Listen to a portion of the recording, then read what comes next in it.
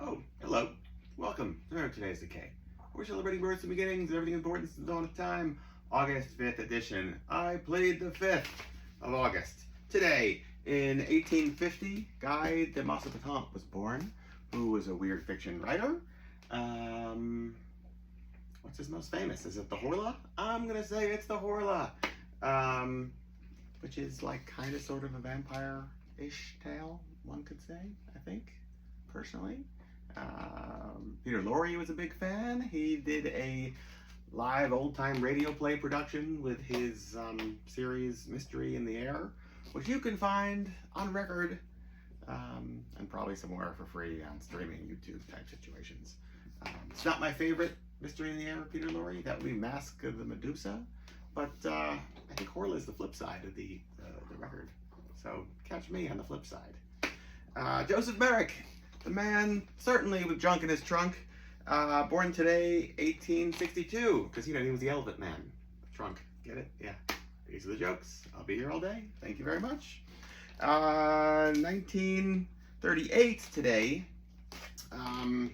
the Los Angeles Regina Wilshire Theater first presented a triple feature of Dracula, Frankenstein, and Son of Kong, which was only supposed to be a 3 or 4 day run.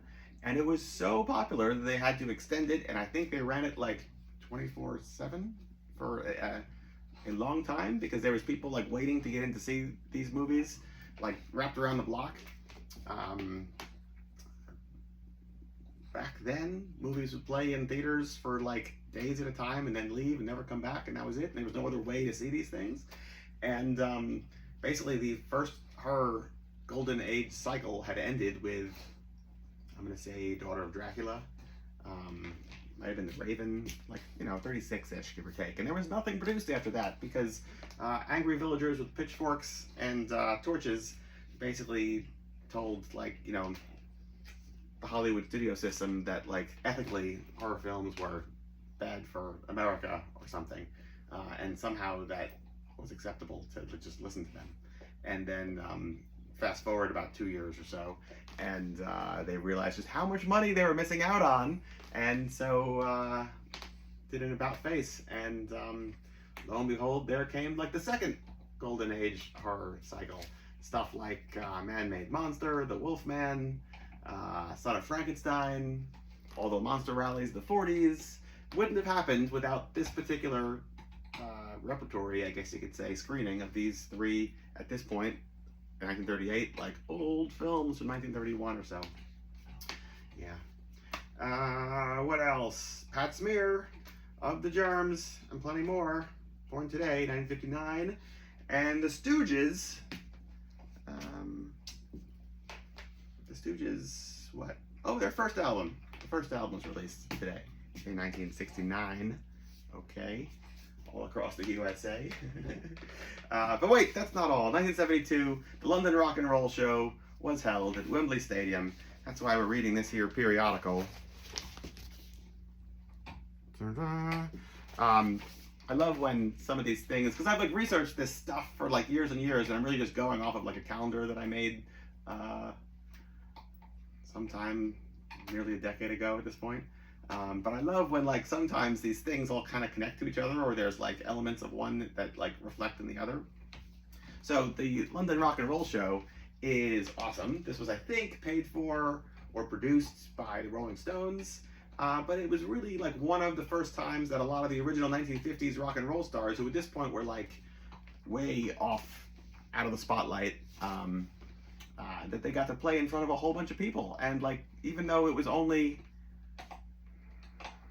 at most 15 years since like all these people's like really big hits, like we're talking about Little Richard, Chuck Berry, Jerry Lee Lewis, Bo Diddley, like that era of performer. These people were like way over the hill, even though they were probably like, 35 or something like that ish, right? And I say that because the Wilshire Regina, the Regina Wilshire Theater screening of things from like about 5 years in the past was also like digging into the past and realizing, hey, there's value and worth in old stuff, and not just like, it's got to be new, it's got to be new. We can't listen to anything old. And London Rock and Roll Show there's a great documentary of it with Screaming Lord Sutch, who's calling out Alice Cooper at points for stealing his act. It's just one wonderful clip after another of like 1970s like polyester neon teddy boys and things like that. Yeah, it's excellent. It wasn't the first time that actually a lot of these like old performers were being displayed in front of a younger crowd. That actually happened in Toronto in I think '68. But this was like really ginormous. That's the word. Yeah. So there you go.